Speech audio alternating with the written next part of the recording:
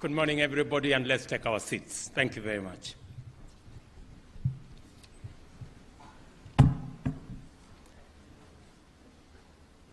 Honorable ministers present, principal secretaries, senior government officials, distinguished participants, good morning.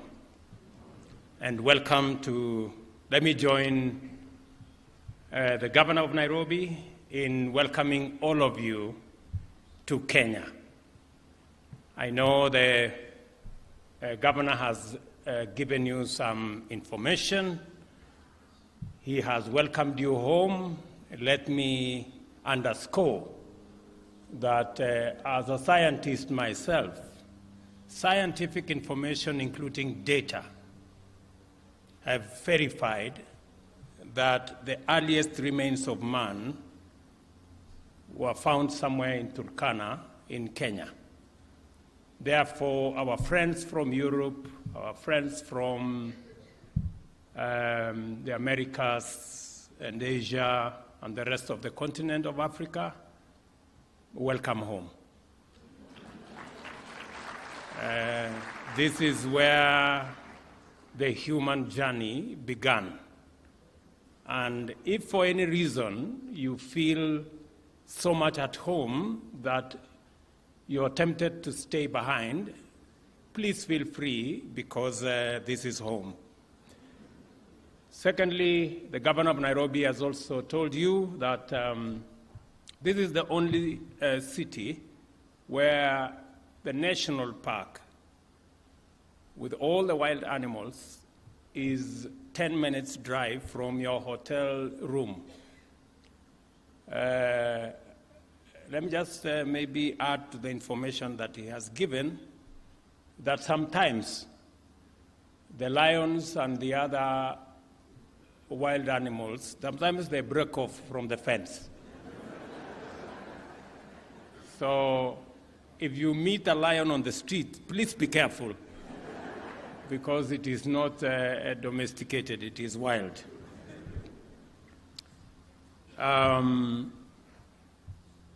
But let me say, on behalf of the government and people of Kenya, I wish to acknowledge the privilege it is for us to host the 7th ID Africa General Meeting, a conference with tremendous implications for effective and inclusive governance, efficient provision of public services based on accurate population, citizen data, and the advancement of fundamental rights and social justice. A gathering of eminent experts in the field of identity management, drawn from African governments, international development and humanitarian agencies, as well as global leaders in digital identity solutions. This is an event of monumental significance by all accounts. And I am immensely delighted to be here. And on behalf of the people of Kenya, I extend a warm welcome to all our visitors from Africa and the rest of the world. Please do feel at home and endeavor to find the time to experience our magnificent country and its delightful attractions that will make for a memorable stay, including what Governor Sakaja said. This conference offers a unique forum for productive interactions among African national identity management agencies, as well as potential transformative exchanges between these agencies and global experts from the identity and biometrics industry. I have been impressed by the latest identity management innovations on display, and I believe that they constitute a significant indicator of this exposition's transformative potential. We consider sound identity management to be essential to the integrity of the state, because we recognize its immediate implication for the effective management of our democracy, society, and the management of our economy as well. Good governance entails effective administration and efficient management of the economy by a legitimate government authorized through democratic elections. Accurate information about the population resident within our territory is absolutely indispensable. To validly constitute government, we need an accurate idea of how many voters, how many people, how have they voted, so that we can effectively deliver public services and make it possible for citizens to explore opportunities and also deliver public goods. The government also needs accurate information on essential attributes of citizens and other residents of a country in order to provide them with services and otherwise allocate resources for their benefit with a measure of efficiency and accuracy. Moreover, the provision of public services also depends on the deployment of personnel and associated resources throughout the country in such a manner that the purposes and objectives of government are realized to the utmost. Transactional efficiency in the provision of public as well as private goods and services depends on a capacity to establish the identity of agents and quickly and accurately in that matter. In recognition of these imperatives, Kenya has established a strong track record of sound identity management practices anchored on a national population register that is underpinned by the maintenance of a shared fingerprint biometric system. The register captures the data of adult citizens, residents of national or foreign nationals, refugees, as well as other protected persons. Aside from this, Kenya also maintains a robust civil and vital statistics registration system. The government has instituted measures to ensure 100% registration of births and services and births and deaths by 2026. Aside from the overarching purposes of national identity management system, Kenya has specific objectives for pursuing this critical undertaking.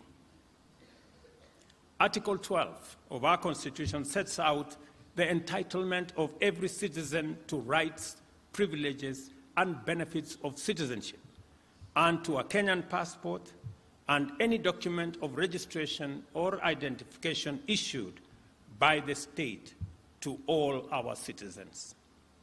The state is therefore committed by implication to the full implementation of these clear constitutional provisions without any question or delay or any other excuse. In addition, these constitutional imperatives is aligned with the United Nations Sustainable Development Goals and more specifically SDG 16.9 under peace, justice, and strong institutions to provide legal identity for all, including free birth registration. And I am very happy. I was particularly impressed and fascinated by the presentation of Colin Howell, a great professional, and his journey across our continent and what he has, the kind of expertise he has been able to bring to bear on our identity infrastructure, including the Kenyan one. And I want to say just two things. Even as you go through this very important conversation, and as you bring our professionals, experts, scientists, designers into this space so that we can chart the way into the future together, including all the expertise that come and have worked with us, I want you to pay special attention to two fundamental things. Number one, we are investing as a continent, and specifically as a country, about 30% of all our resources in education, training, and research. And because of that huge investment, we are developing a human capital. And about 30 million Africans join the labor market after undergoing various levels of education.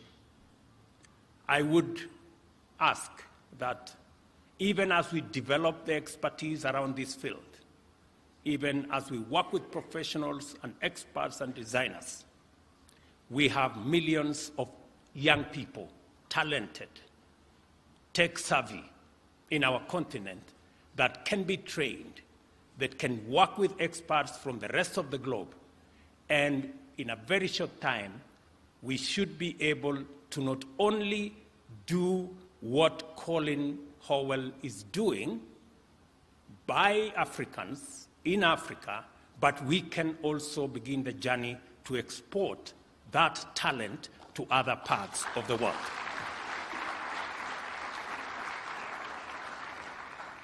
What I'm saying is, and I like what Colin said, he said he's looking forward to working with us, even to working with Kenya on our new passport and our new identity infrastructure. The only caveat I will give to him is that it will be possible for us to work with you only if you're willing to work with our young people, our experts, our designers,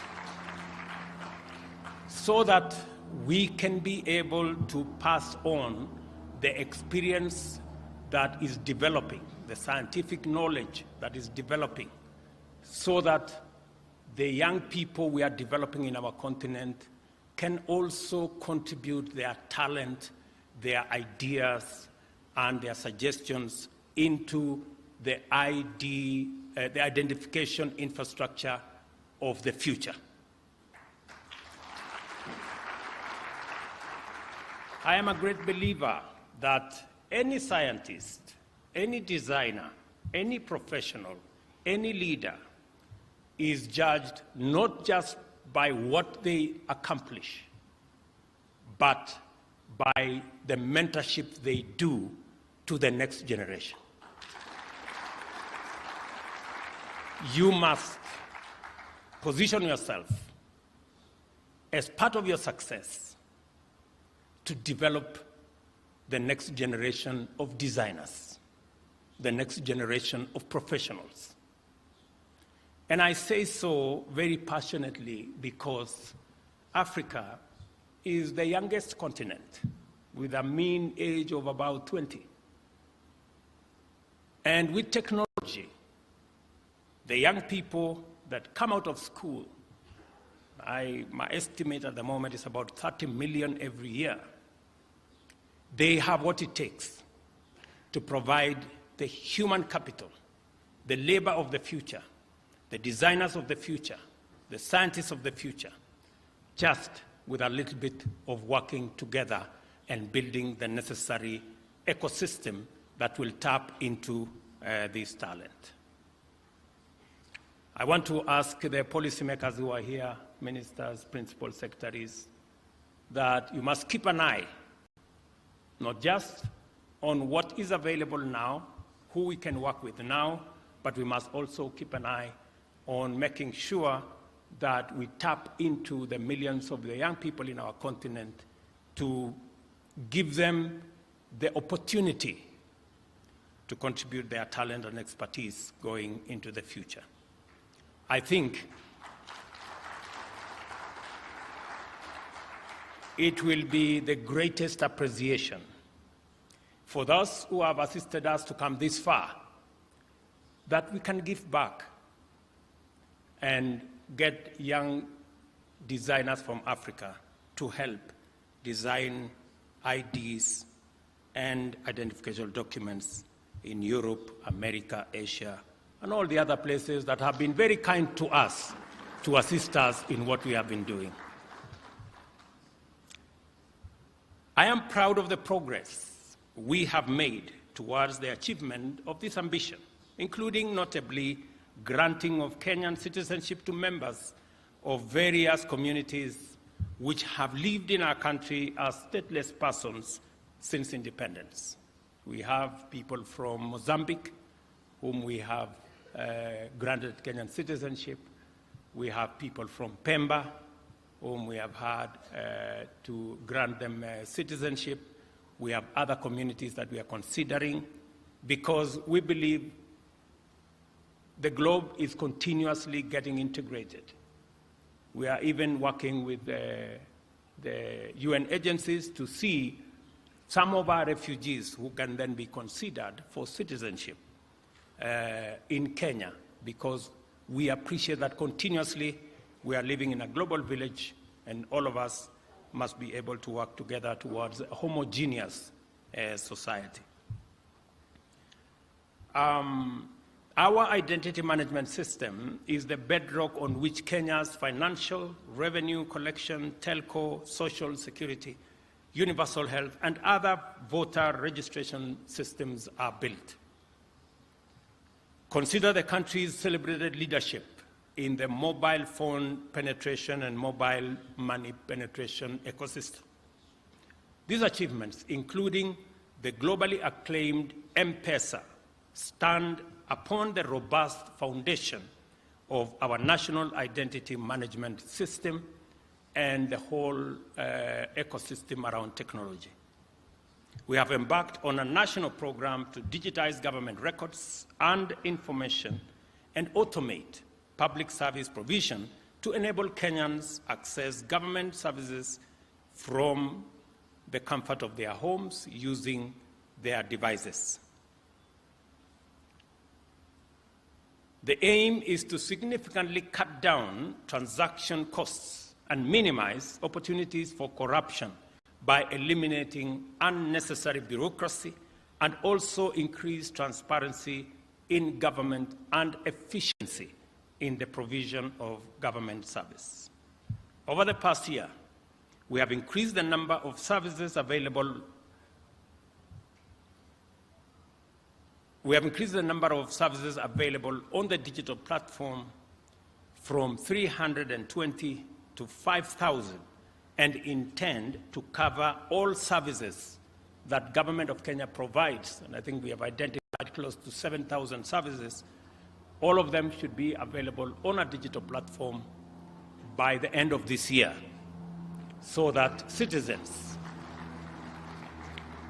from the comfort of their homes or their offices, can interact with government, can access government services in an efficient, effective, timely manner without unnecessary bureaucracy. Because of this ambition, Kenya is among the earliest of its continent's peers to establish a policy framework for data protection, which includes comprehensive legislation and regulations to safeguard privacy and personal data. I know it's a big concern. People don't want their medical records, they do not want their personal data to be abused or to be used by people who are unauthorized. And that is the reason why we have a comprehensive data protection legislation that provides security for the use of data that is available on the digital platform for people who are only authorized to access that information. And I saw our Director General of Data, she's here, a very efficient lady, but she's also tough. I sometimes find people complaining that she has taken steps against them. Continue doing the good job, madam. You have my support. With a sound policy ecosystem in place, we are ready to execute our leap into a brave new world and become a fully fledged digital country and economy. Our identity registration and management journey together with all the experiences and achievements along the way, demonstrate that properly considered and rationally executed identity management solutions can and do catalyze a country's socio-political and economic transformation, thereby empowering people to exercise their rights, access services, participate in affairs of their nation, perform their obligations, and pursue opportunities that are available in their countries. This is how sustainable development happens. Let me mention one more thing, that as we think about what I have said, as the professionals think about our young people, you must also think about the shared prosperity, that this identity journey must not erect barriers and roadblocks. It must just serve the good purpose of identity for ease of movement, so that using agile technology and identity systems, we can be able to make it much more easy for people to travel, for people to cross borders, because they are easily identifiable, and we can easily separate the good guys from the bad guys. That way, and I am talking to those of us from our continent, we should be able to eliminate the barriers that currently impede our ability to work together, to trade together, to invest together. We all know that the level of intra-Africa trade has been impeded by our inability to work together. As you work on these digital identity management systems, you must be sensitive to the fact that Africa is lagging behind in matters of trade between ourselves. Our identity ecosystem must facilitate us to actualize the tenets and the principles of the Africa Continental Free Trade Area that provides us an opportunity to trade, to increase intra-Africa trade from currently less than 10% to where Europe and the rest of Asia and the Americas are around 50, 60%. We can be able to unlock huge potential in our economies by facilitating the movement of people, goods, and services in our continent, and be able to unlock the great potential that exists in our continent. It will also give us the opportunity to balance trade between our continent and the rest of the continents. It will also enable us to make a contribution to world trade and commerce and business. Today, we are contributing less than 3% of world trade. It's not that we do not have tradable goods. It is not that we do not have the men and women to do it. It is because we are not working in concert. We are not working with synergy. And hopefully the professionals who are here from our continent will want to appreciate that going into the future, we must make the world better by making our contribution. We have 17% of the population as we talk, yet we contribute only 3% of world trade. We must up our game, and hopefully those of us who are here can begin to talk together and work together, work in concert, work in synergy, so that we can unlock the potential that exists in our continent and also be able to meaningfully contribute to the progress and the prosperity of the world by making our contribution to world trade, world commerce, and world enterprise. Our path into a digital economy will require us to proceed beyond our considerable achievements in identity management in order to transition from unique identity registration into a fully functional and secure national digital identity management system. A trusted, all-inclusive digital identity system is indispensable in digital governance. This conference, therefore, is quite timely insofar as it takes place while the government is deliberating the implementation of a civil registration and vital statistics system that meets the imperatives of a new digital era. The new system must be able to assign unique personal identification numbers at birth to all persons born in Kenya, upgrade the current national identity card into a national digital identity management system, and adopt the most sophisticated advanced passenger information solution to address the entry and exit of our borders and ports. I challenge all participants, especially identity management practitioners from Africa, to collaborate with Kenyan colleagues in sharing their experience, strengthening thought leadership, and exploring possible innovations to achieve greater integrity and efficiency in this sector.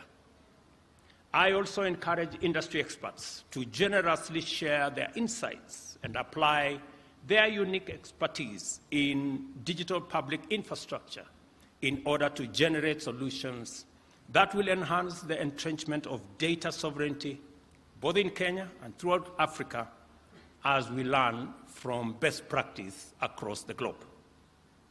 Data privacy for registered persons is an essential component of our public mandate, and we must take every possible measure to safeguard it at all times.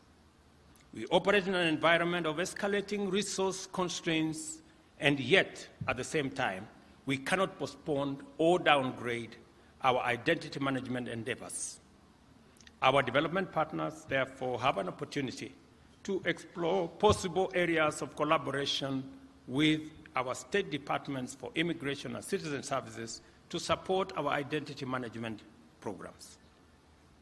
And I want to say here that we're looking at all options when we are discussing resource constraints, among them public-private partnerships, joint ventures, and other interventions that will bring the private sector to provide public service in a manner that is affordable and in a manner where there is shared outcomes, shared profits, and bringing the expertise and professionalism of the private sector into the delivery of public goods and services. I also want to address myself to one or two other issues that could come in the way of the delivery of what we are discussing in this meeting.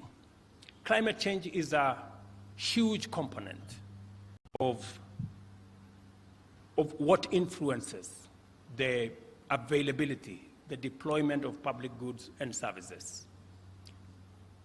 When governments have to divert resources that are meant for the delivery of public goods, including education, including water, including health, and sometimes including the subject of digital ecosystem, to be able to provide for the vagaries of what climate change has visited on us, we need to have a conversation. And I want to say, those of us from the continent of Africa, we want to have a candid conversation on how we can leverage on the huge resources we have, especially energy resources, from wind, from solar, from hydro, from geothermal, to be able to sort out the big question of energy that is influencing world development. Africa can become a critical player in sorting out the challenge of climate change. We need to listen to what we are saying, and we want not a finger pointing, not a blame game. We want a win-win outcome out of this conversation. We want, as a continent, to bring the assets that we have, the energy resources that we have. We want others to come with technology, to come with investment, and have a conversation as to how we can not only deliver clean, green energy in the African continent, but we can also help other continents to be able to overcome their challenges of fossil fuel energy by exporting some of our resources through hydrogen technology to other parts of the world and sort out the big question of climate change using climate financing, climate investment. A week ago, I was discussing with the Prime Minister of Singapore how Kenya can assist Singapore in selling them some of our carbon credits to manage their own situation. This is the kind of discussion we want to have so that we can have a win-win, because we have only one globe to share. It is not the North versus the South. It is not Africa versus other continents. We have only one globe for all of us to share. We are in it together. Either we are sinking together or we are floating together. And I think I choose we float together.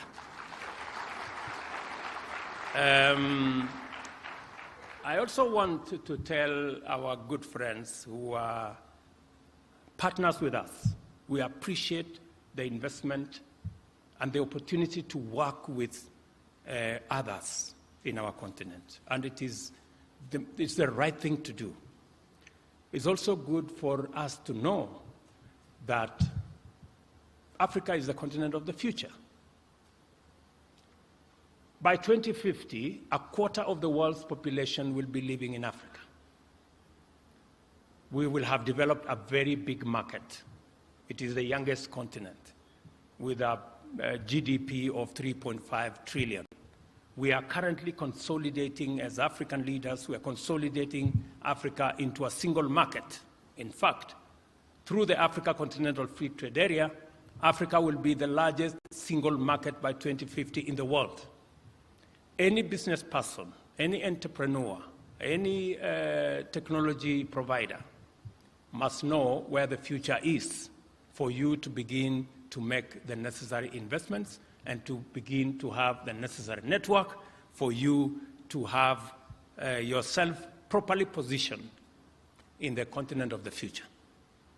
And we will be open for business, and we are looking for a win-win formula that will harness all our potentials, build on the successes, build on best practice, and be able to support not just our continent, but to support humanity in making sure that we have a secure, we have a prosperous globe for us, for all of us to share.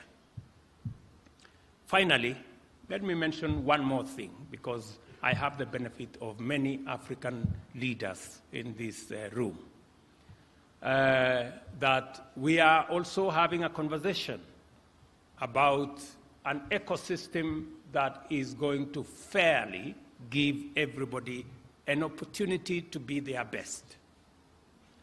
We will be discussing in Paris shortly the international financial system and a new deal that will bring lenders and borrowers together. Because the lender cannot do without the borrower, and the borrower cannot do without the lender. But there must be a mutual win-win outcome for it to be sustainable.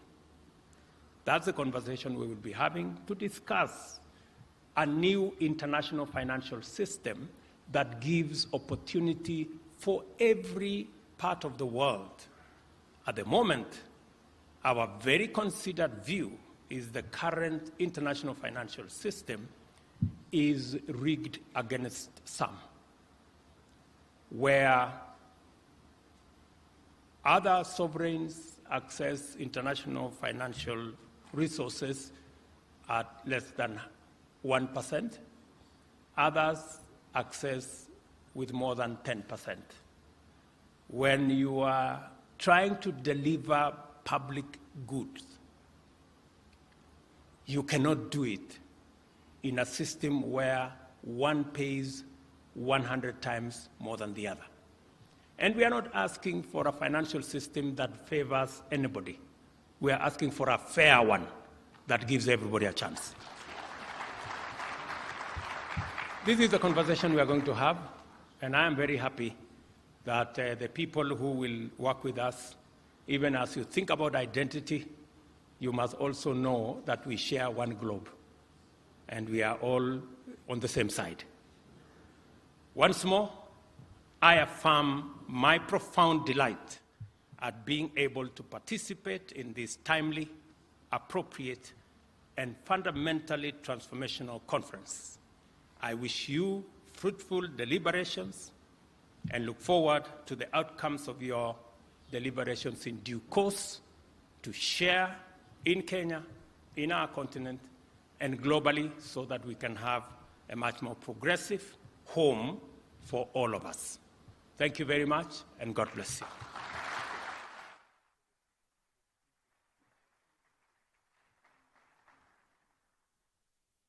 Come on, one more round of applause for His Excellency. Asante sana Mheshimiwa Rais kwa hiyo hotuba. And we only